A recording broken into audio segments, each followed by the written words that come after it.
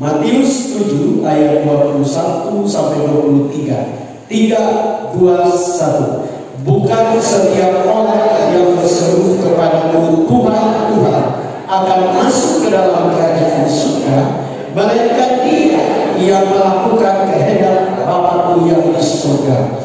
Pada hari terakhir banyak orang akan berseru kepadaku Tuhan, Tuhan, bukankah kami berbuat demi nama-Mu dan mengusir setan demi nama-Mu dan mengadakan banyak mujizat demi nama-Mu juga?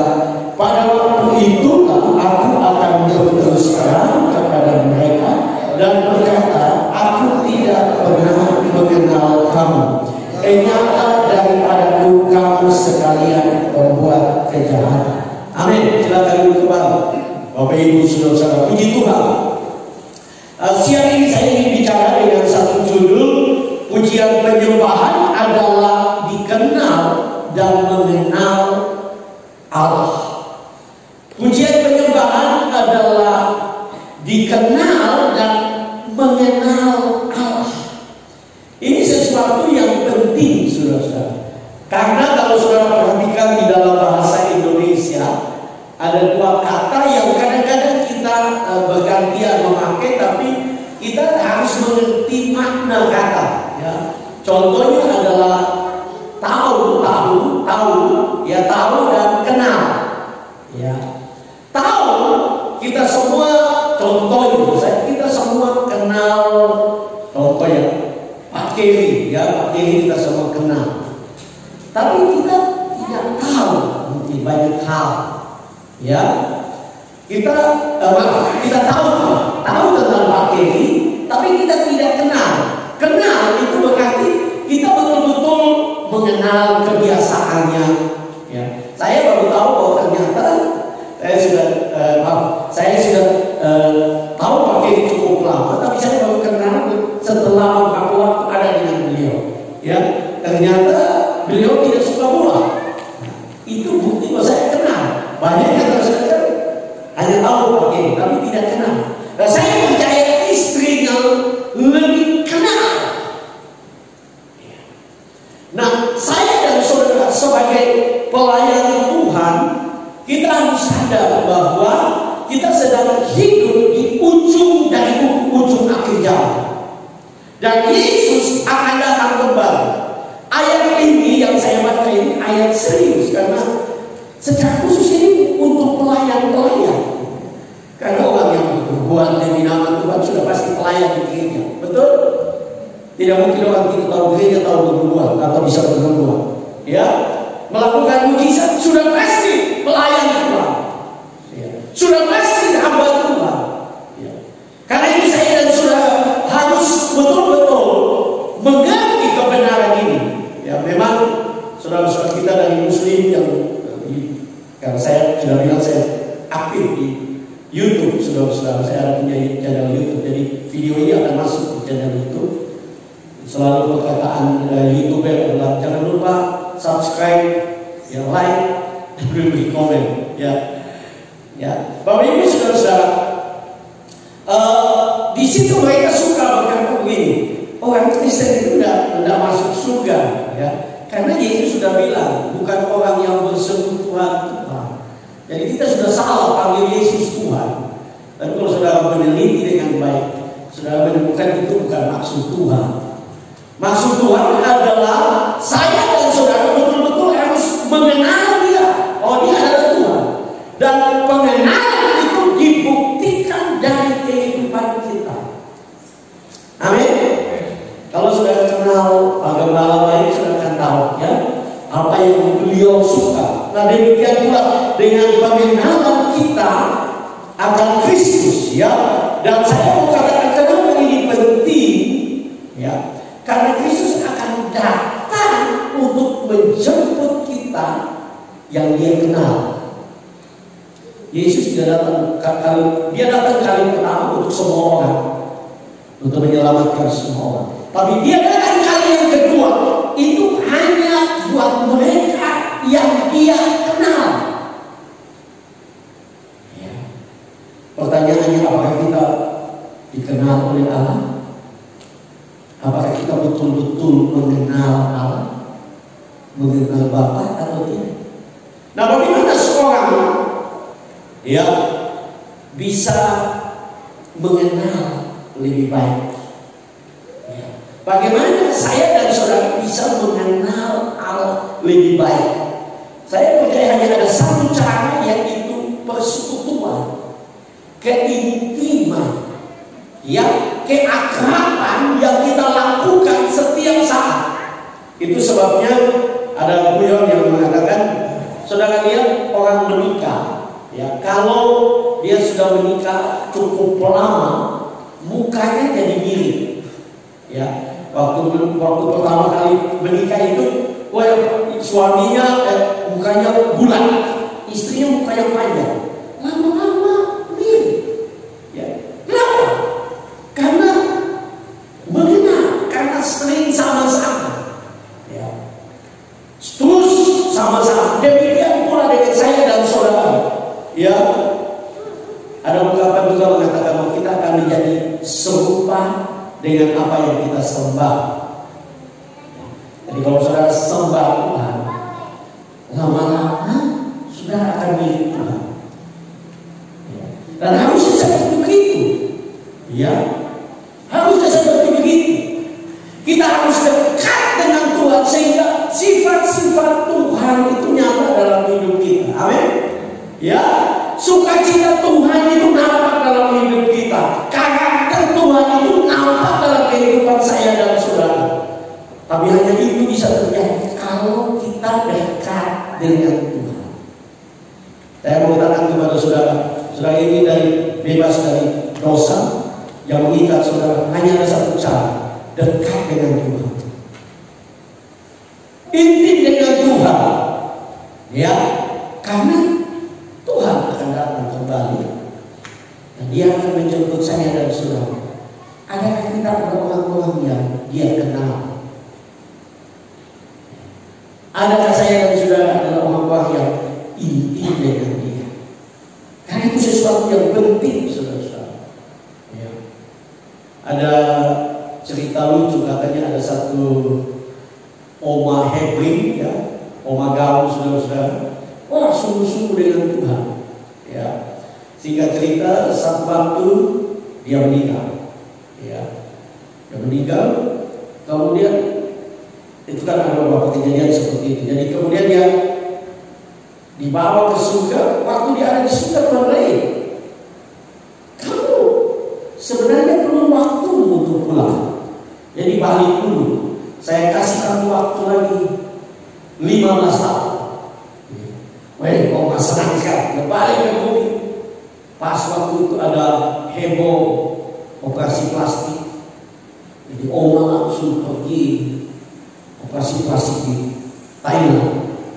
Ubah semua, habis semua, hidung kasih mancung, bibir kasih tabal, rumah padat, kulit baik. Ya, begitu selesai, oma pas keluar dari rumah sakit, mobil tabrak. Ya, jadi dia waktu kembali sampai di depan Tuhan, ya, dia bilang, Tuhan bilang kita masih 15 tahun, kenapa kita bawa pulang berapa hari kita ada operasi plastik? Kok kita sudah bertambah mobil? Tuhan bilang, saya pikir bukan kamu yang kamu sudah berubah, saya tidak kenal kamu lagi. Nah, memang ini hanya sekedar cerita lucu. Tapi intinya, saya dan saudara ini adalah orang-orang yang mau pergi ke surga. Betul? Berapa banyak kita sudah mau pergi ke surga? Amin. Caranya begitu. Hanya ada satu cara, mengenal Tuhan dengan benar. Bagaimana kita mengenal Tuhan dengan benar? Kita intim dengan Dia, kita akrab dengan Dia. Nah, ayat-ayat yang tadi kita baca ini adalah ayat yang serius. Semua orang percaya harus merenungkan ayat ini dengan baik. Kenapa? Karena ini adalah serius. Nah, ada dua hal yang kita bisa belajar dari kebenaran firman Tuhan ini. Pujian penyembah adalah dikenal dan mengenal Allah, bukan sekedar berseru Tuhan, Tuhan. Ini perlu, saudara-saudara. Karena kebanyakan orang Kristen hanyalah orang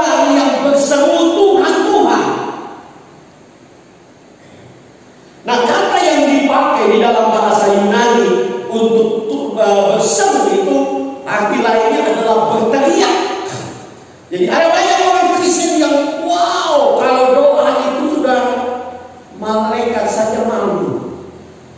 Ya. Karena kalau dia berdoa, makasih. Kalau dia berdoa, sudah wow, luar biasa. Tetapi hidupnya tidak benar. Ya. Ada orang yang kalau bahasa rohnya minta ampun, ya, minta ampun. Tapi kehidupan itu sebabnya saya dan saudara harus belajar. Orang Kristen yang dewasa adalah orang Kristen yang introspeksi diri. Jangan-jangan saya sudah tidak benar. Jangan-jangan hati saya tidak beres di hadapan Tuhan. Jangan-jangan motivasi saya melayani sudah tidak beres di hadapan Tuhan. Ya, karena ada di seminar saya. Karena ada orang yang melayani, maaf, sedang tidak minta maaf. Melayani karena amplop. Ada orang yang melayani karena penampilan. Dia orang yang suka tampil, dan makanya dia melayani. Tapi dia tidak kenal Tuhan. Ada orang yang melayani karena suara bagus. Ya. Ada orang yang melayani, tapi dia tidak mengasihi Tuhan. Ya. Nah, saya kasih ini tempat buat pelayan-pelayan. Kalau kita mau melayani dengan baik dan kita tidak disebut sebagai orang yang berseru-seru Tuhan, Tuhan. Kalau sudah lihat ayat sebelum ayat 20 ke atas, Tuhan bicara tentang buah bertobatan. Artinya kita yang melayani harus bertobat. Karena saudara, Petrus Agung waktu dia masih hidup, dia dibawa ke surga dan neraka. Dia menemukan banyak pendeta di neraka. Kita bisa dipakai Tuhan, tapi kita bisa hidup dalam tidak benar. Saya sebenarnya tidak tulis di sini, tapi itu kisah yang saya dengar waktu saya wisuda. Seorang pemimpin sidang Mataram, istri dari pemimpin yang khotbah, Ibu Cukai Hatu namanya. Beliau itu luar biasa. Ya. Nah, waktu dia berkhotbah, saudara, itu saya tidak siap di sini, tapi ini cerita sangat kaya. Waktu dia cerita tentang beberapa tahun yang lalu, dia bisa 2 tahun. Di Singapura pernah terjadi, saudara. Ada seorang penginjil dari Amerika. Ya, penginjil besar, khotbah lapangan. Di sini yang cerita waktu KKM malam pertama itu yang buta melihat, yang tuli mendengar, yang lumpuh berjalan, semua penyakit Tuhan melakukan mujizat. Oh, harus semua diberkati dengan pelayanan khotbah. Dia diurapi Tuhan luar biasa. Malam kedua KKM berlangsung, ya, semua orang sudah mulai lebih banyak dari malam pertama karena orang lihat banyak mujizat. Orang bawa semua orang sakit. Pemimpin pujian sudah mulai khotbah, sudah mulai pimpin, sudah mau dekat khotbah, khotbah itu tidak belum datang. Orang lain panitia lain di hotel, ya. Panitia kemudian dongkrak pintu, dan waktu dongkrak pintu, penginjilnya sudah mati dengan pelancong di atas tubuh. Kemarin baru kita melihat tubuh. Ini orang tadi bagaimana mungkin bisa begitu? Bisa, karena Allah bela firman. Kalau sudah khotbah tentang mujizat pun bisa lakukan mujizat. Kan dia bela firman, dia tidak bela orang. Itu sebabnya orang berdosa pun bisa melakukan mujizat. Ya. Jadi artinya kita harus betul-betul tidak sekedar orang yang berseru. Kita mengenal Allah dan dikenal oleh Allah. Ini penting. Artinya kita harus belajar apa sih yang belum beres dalam hidup saya. Mungkin mulut saya belum beres, ya. Mungkin hati saya tidak beres dalam pelayanan. Mungkin hidup saya tidak beres. Mungkin moral saya tidak beres. Kita harus datang kepada Tuhan supaya kita hidup benar, sehingga kita dikenal dan mengenal mengenal Bapa, mengenal apa dengan benar. Kita dikenal sebagai orang yang takut akan Tuhan. Nah, saya mau katakan kepada saudara, gereja makin hari makin luar biasa. Ya. Ada gereja yang saudara kalau mereka berdoa, wow, ribut sekali. Bagus, tapi jangan sampai ada ribut saya. Kita ini kadang-kadang tidak salah, kadang-kadang tukang pamer. Sampai orang-orang itu pamer. Ya. Kenapa? Karena Tuhan kita itu tidak selalu harus teriak-teriak. Ya. Kalau saudara baca di dalam 1 Raja-Raja 18 ayat 6 sampai 29, saudara akan menemukan bahwa nabi-nabi Baal itu berteriak-teriak. Ya, Kristus sama bilang Tuhan itu tidak selalu diteriak. Ada waktunya kita berdoa dengan otoritas, dengan teriakan. Tapi kalau setiap saat teriak, Kristus sama bilang jangan-jangan kita sama dengan nabi-nabi Baal. Pikir dengan teriakan kita Tuhan dengar, ya. Dengan kita berteriak-teriak Tuhan cepat menjawab. Enggak, ya. Kalau saudara membaca kisah itu 1 Raja 18 bagaimana ya adu kekuatan antara Nabi Baal dan Elia. Itu Elia santai saja, dia dapat dikatakan hanya mengangkat tangan dan berdoa dan api turun dari langit membakar tubuh itu. Dan perlu berteriak. Sekali lagi saya tidak akan diteriak karena saya juga adalah orang yang kalau berdoa berteriak, tapi bukan tiap saat. Yang paling penting adalah apakah kita mengenal dan dikenal oleh Allah atau tidak. Jangan-jangan kita tidak dikenal oleh Tuhan. Ya.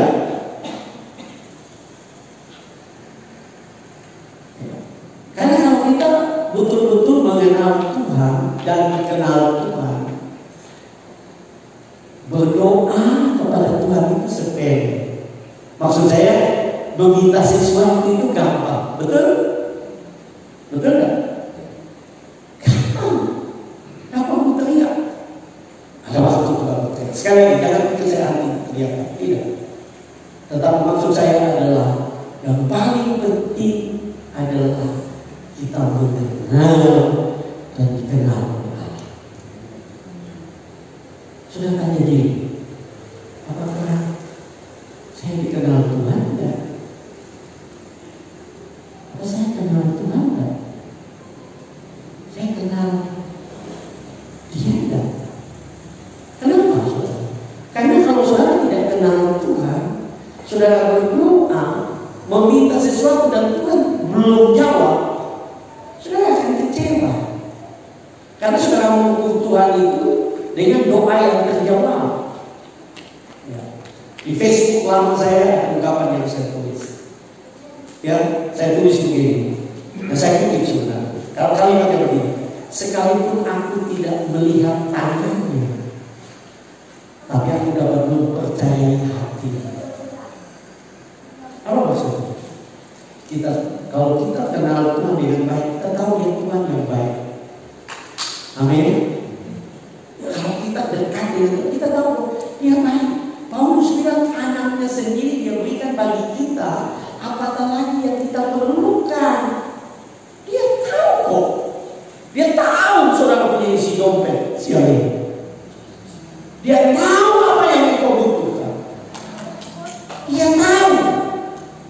Kalau saudara dekat dengan Tuhan, saudara minta satu kali, kemudian berikutnya saudara hanya berkata, Tuhan terima kasih, aku percaya engkau Bapa yang baik, engkau pasti memberikan apa yang sudah aku minta. Tidak perlu lagi minta-minta, tidak perlu lagi bertele-tele, berulang-ulang minta. Karena kita kenal siapa dia.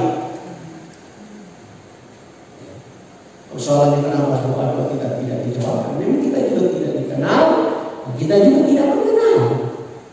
Kenapa kita bersyukur-syukur? Karena kita tidak kenal.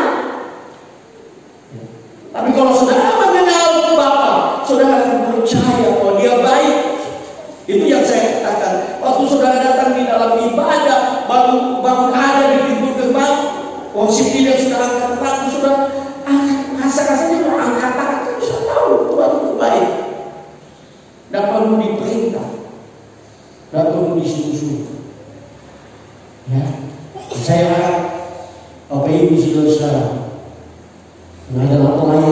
di altar. Ada orang yang kenal Tuhan. Kenapa? Ya, karena saudara yang akan memimpin umat Tuhan di tempat ini untuk sungguh-sungguh hidup bagi Tuhan. Saudara yang akan mempengaruhi kota ini, saya bilang. Tapi saudara bisa itu terjadi kalau saudara dekat dengan Tuhan, dan mengenal. Jadi kita dengan gampang bisa perkenalkan kepada orang lain. Ya, orang bisa melihat Yesus di dalam kehidupan kita. Mari kita sungguh-sungguh, tidak sekedar hanya berseru-seru. Yang kedua, yang kita bisa belajar dari kebenaran firman Tuhan tadi adalah pujian penyembahan adalah dikenal dan mengenal Allah di dalam keintiman dengan Bapa. Saya sudah kutip bahwa kata mengenal itu berasal dari kata Yunani ginosko. Ginosko itu, Bapak Ibu saudara-saudara, selain mengenal, saudara-saudara, adalah mengerti. Saya mengerti. Ya. Artinya waktu kita datang kepada Bapak, saya mengerti pribadinya. Dia adalah pribadi yang penuh dengan kasih, penuh dengan anugerah, penuh dengan belas kasihan. Pribadi yang mengasihi saya, pribadi yang tidak pernah mengecewakan saya. Dan saya sudah katakan, ginosko juga mempunyai arti. Ya, kalau saya lihat semua sudah dewasa, mempunyai arti bersetubuh, hubungan intim, kedekatan, keintiman. Bukan berarti kita berhubungan intim dengan Tuhan, itu salah keadaan. Tapi ini bicara tentang kedekatan. Ya. Sampai digambarkan seperti hubungan suami istri. Kita dekat dengan Tuhan.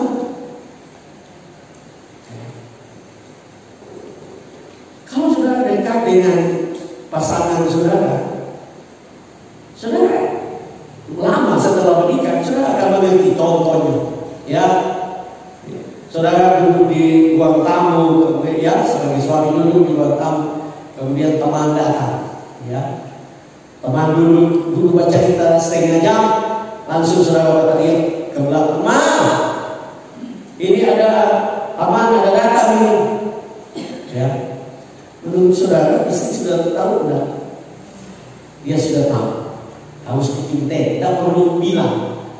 Harus bikin kopi, tidak perlu bilang. Karena mengenal, ya, karena dekat, ya, karena dekat. Ya. Karena dekat. Nah, demikian pula kita dekat dengan Tuhan. Kalau kita intim dengan Tuhan, ya, sebenarnya tidak minta pun Tuhan sudah tahu, betul? Betul enggak? Tidak minta pun, sekalipun minta adalah tanda iman, tapi tidak minta pun Tuhan tahu. Ya. Dia tahu apa yang kita perlukan. Ya. Bahkan dikatakan ada gairah untuk berjumpa dengan Dia. Kalau bicara tentang keintiman, mengenal, ginosko, kita ginosko dengan Bapa. Kita rindu untuk berjumpa dengan Dia. Kita tidak menganggap, ya, banyak orang Kristen kalau mau ke gereja sebentar juga, itu masih menyanyi. Nanti firman baru kita masuk. Saudara, sebenarnya yang di surga itu tidak ada khotbah lagi. Ya. Di surga itu kita hanya menyembah. Karena itu pujian di gereja itu penting, bukan pelengkap. Bagaimana itu begitu penting? Karena di dalam pujian kita mengenal Bapa. Betul, khotbah juga mengajak kita untuk mengenal Tuhan. Tetapi saya mau katakan, kenapa pujian itu penting, saudara? Karena itulah momen di mana kita, roh kita bersatu dengan roh Tuhan. Ya.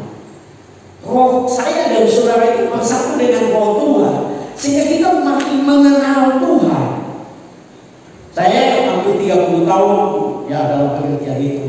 tidak tamat kuliah, saya mengajar homiletika, ilmu khotbah. Nah, saya belajar satu hal, ya, waktu kita berkhotbah seperti saya sekarang sedang berkhotbah, itu adalah saya yang bicara. Memang Roh Kudus ambil alih kadang-kadang, tapi yang bicara adalah saya, betul tidak? Tapi waktu selesai khotbah, saya belajar hal itu. Selesai khotbah, kemudian kita angkat nyanyian, kita angkat pujian, dan kita mulai menyembah. Itu waktunya Roh Kudus mengambil alih khotbah tadi dan dia bicara di hati kita. Itu sebabnya orang hancur hati seringkali. Hancur hati itu di dalam penyembahan, bukan di dalam khotbah. Memang ada orang sedang khotbah, saya sudah lihat itu memang. Saya sedang khotbah dan orang mulai menangis, hancur hati. Tapi kebanyakan adalah waktu menyembah. Kenapa? Karena Roh Kudus mengambil alih momen itu. Nah, saya dan saudara juga, di mana kita intim dengan Bapa. Saya percaya di dalam pujian penyembahan. Itu sebabnya saya mendorong saudara membangun mesbah keluarga. Ya, kalau tidak ada yang mau sama-sama, mulai sendiri. Nah, saya juga seperti itu. Ya, mulai sendiri. Teknologi menolong kita, pakai handphone saudara.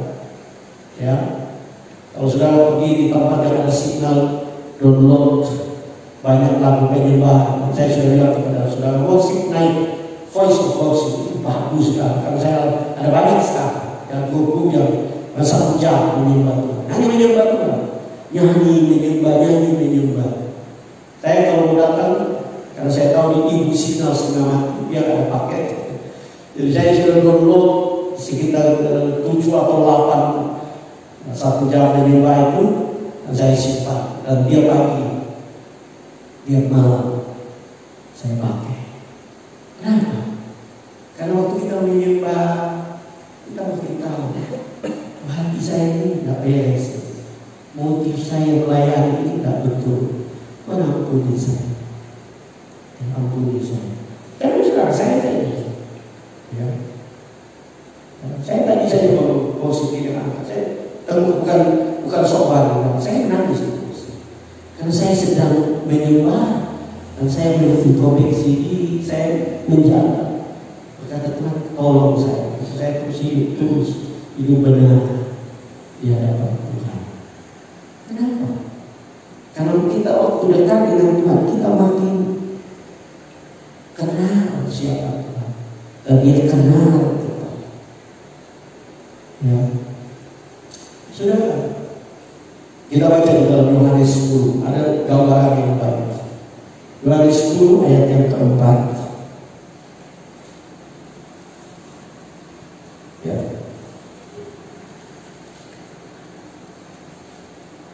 Ya, Yohanes 10 ayat yang keempat.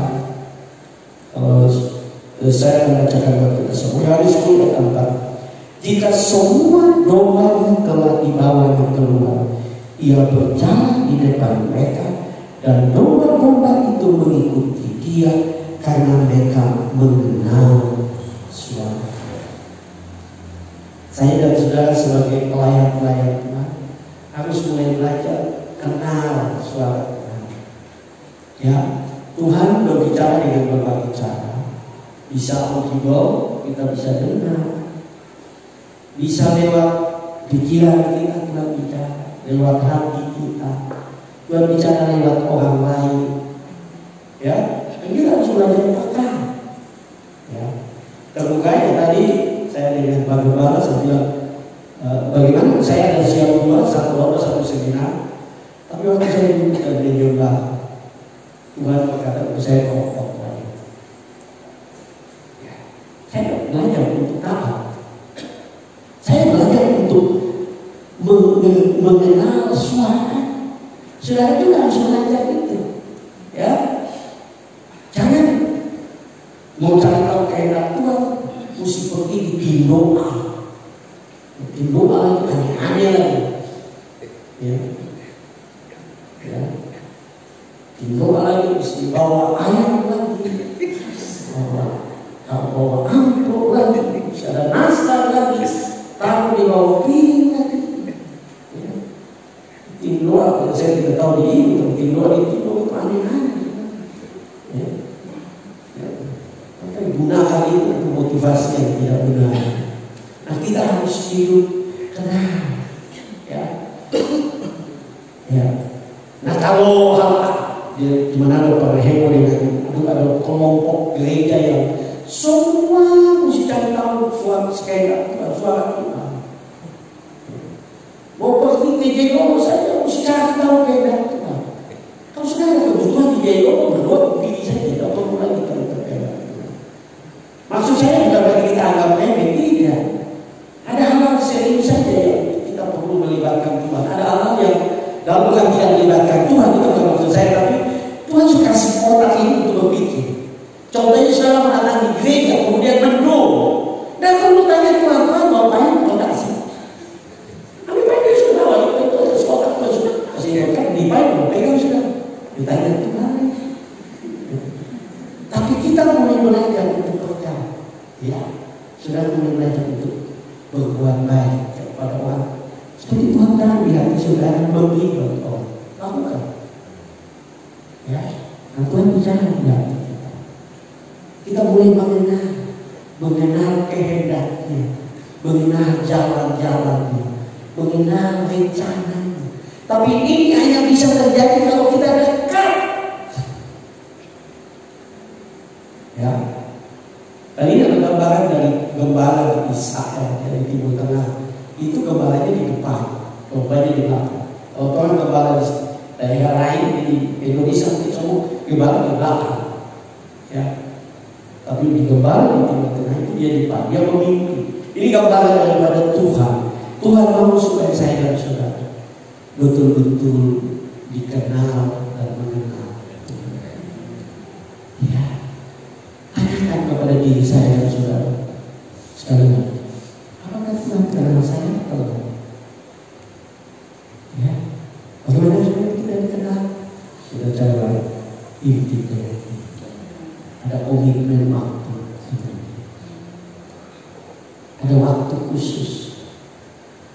Saya pernah baca kisah tentang seorang anak Tuhan di luar negeri yang sangat-sangat dekat dengan Tuhan. Ini di Amerika ya. Jadi dia punya ruang bawah tanah. Jadi tiap jam 5 sore dia selalu berkata, dia selalu turun ke ruang bawah tanah. Dia siapkan 2 kursi. Dia kasih Tuhan di kursi utama dan dia duduk di kursi tamu. Seringkali ya memang kalau orang lain dia mungkin aneh, tapi dia begitu dekat dengan Tuhan. Sehingga dalam persekutuannya dia betul-betul merasakan Tuhan hadir. Setiap kali dia di luar bawah tanah dia menikmati hadirat Tuhan, menikmati hadirat Tuhan. Ya, satu waktu dia ada halangan, ada kesibukan. Ya, akhirnya jam 7 baru dia turun ke luar bawah tanah. Nah, saya tidak mengatakan sekaku seperti tidak, tapi dia waktu duduk dia kaget karena Tuhan bicara. Aku sudah menunggu kamu dari jam 5 tadi. Aku menunggu kamu. Tuhan mau supaya kita dekat dengan Dia. Kenapa? Karena itu yang mengubah hidup kita. Itu yang membuat hidup kita diberkati. Itu yang membuat kita berjalan dalam tuntunan pemeliharaan Tuhan. Daud berkata tiap langkahku diatur oleh Tuhan. Ya, waktu kita ada FA di kemarin di sini, saya Pak Kiri bersaksi soal kedekatan dengan Tuhan. Tuhan menjaga kita dari hal-hal yang dapat merugikan kita. Nah, Pak Kiri mau beli tanah, tapi seperti banyak sekali hal-hal, banyak sekali tantangan. Seperti Tuhan tidak mau beli tanah itu. Nah, setelah beberapa bulan ketahuan ternyata tanah itu adalah tanah yang bermasalah karena ada perebutan antara orang ini dan orang ini, istri pertama dan istri kedua. Ini warisan. Akhirnya berkata, bayangkan kalau saya terlanjur beli. Banyak kasus di mana kan begitu. Beli tanah tidak cari tahu. Bahkan pendeta tidak menjadi korban. Saya punya keluarga yang menjadi korban. Setelah bayar, muncul pemilik-pemilik yang lain. Jadi masalah tidak bisa. Karena memang itu aturan. Kalau beli sesuatu, kalau itu tanah warisan, jadi semua tanda tangan. Kalau cuma satu, juga repot, jadi perkara, jadi sengketa. Nah, apa yang sedang saya maksud? Kalau kita dekat dengan Tuhan, Tuhan memimpin kita. Hidup ini jadi indah setiap hari. Bukan berarti kita tidak pernah salah, tidak. Tapi kita terus akan dipimpin oleh Tuhan. Dituntut. Kenapa orang Kristen disebut sebagai domba? Karena itu gambaran daripada ketergantungan. Ya, domba itu adalah binatang yang lemah, saudara. Ya, itu sebabnya Pemasmur bilang dia menuntun ke air yang tenang. Karena domba kalau airnya arusnya deras, dia jatuh ke dalam, mati. Bulunya meresap air, dia akan tenggelam, dia tidak kuat. Ya. Domba adalah binatang yang bergantung kepada tuannya. Saya dan saudara digambarkan sebagai domba. Dan saya dan saudara akan dipimpin oleh Tuhan, akan dibawa oleh Tuhan. Dan kehidupan kita akan jadi kehidupan yang luar biasa. Saudara berkata, saudara mau terus makin hari makin dekat dengan Tuhan. Hanya ada satu cara, inti dengan Tuhan. Saudara melihat mujizat Tuhan, dekat dengan Tuhan. Karena melayani Tuhan saja tidak cukup. Melayani saya di altar tidak cukup. Kita betul-betul harus inti dengan Tuhan, dekat dengan Tuhan. Dan kalau kita belajar pujian penyembahan yang benar, kenapa kita harus dekat dengan Tuhan? Karena apa yang terjadi di kamar doa kita itu menentukan apa yang terjadi di mimbar. Ya. Itu sebabnya worship leader, singers itu harus belajar, bukan harus belajar, harus menyembah di rumah. Jangan hanya mau menyembah di gereja. Ini prinsip dalam pujian penyembah. Kenapa? Karena kalau sudah biasa menyembah di rumah, dan susah kalau sudah di mimbar. Kalau saudara mengenal Tuhan dengan baik, mengenal Dia dengan baik. Saudara pasti pernah dengar, ya ini aku kesaksian penutup khotbah saya. Ya, kalau pasti pernah dengar Frankie Kunco, pencipta lagu Tuhan. Worship leader, dia punya YouTube juga, saya suka dengar. Ya, dia khotbah juga. Nah, dia menceritakan dia sudah melayani Tuhan, melayani di gereja. Tapi hidupnya, usahanya selalu gagal, usahanya selalu bangkrut, usaha dia ulang-ulang usaha. Karena dia pelayan Tuhan, dia pencipta lagu Tuhan. Sampai satu waktu Tuhan bawa dia untuk mengambil keputusan, berkomitmen di hadapan Tuhan. Dia pagi 1 jam. Dia mulai komitmen di keluarga 1 jam dia menyembah Tuhan. Ya. Nah dia saudara-saudara mau untuk semacam mendirikan sekolah untuk ujian penyembahan. Dan dia cerita saudara-saudara, waktu dia awal itu setengah mati, ya, dia tidak ada uang, ya, padahal dia sudah cukup terkenal, Frankie Kunco. Tapi dia mulai ambil komitmen. Sebelumnya saudara dia mau cari hukum untuk mulai bangun, ya, semacam sekolah ujian penyembahan. Itu dia harus bayar satu tahun itu 200 juta dan dia tidak ada uang. Tapi dia dengan keluarga mulai mengambil komitmen untuk memuji menyembah Tuhan. Tiap hari 1 jam menyembah Tuhan. Dan yang luar biasa dia bertemu dengan seorang ibu, ya, seorang ibu yang adalah pemilik daripada Grand Indonesia, saudara. Ya. Dan yang luar biasa waktu dia ketemu dengan ibu itu bilang begini, kamu mau pakai di sini untuk mulai sekolah? Dia bilang gitu. Harganya berapa? Nah ibu itu berkata, kalau di sini 1 200 juta. Jadi saya tidak ada uang. Yang 1 tahun 200 juta saya tidak mampu, apalagi setiap bulan. Dan ibu bilang, kayak ibu cowok, engkau tidak perlu bayar untuk penggunaan tempat di sini. Saya kasih gratis. Tiap bulan 200 juta harus bayar, dikasih gratis. Setelah belajar komitmen untuk menyembah Tuhan, sehingga kita tidak melihat tangan Tuhan, kebaikan Tuhan, karena memang kita tidak dekat dengan Dia.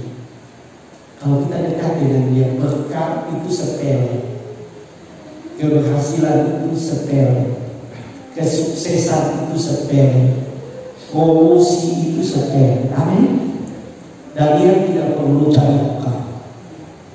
Yang dekat dengan Tuhan 3 kali sehari bersekutu dengan Dia.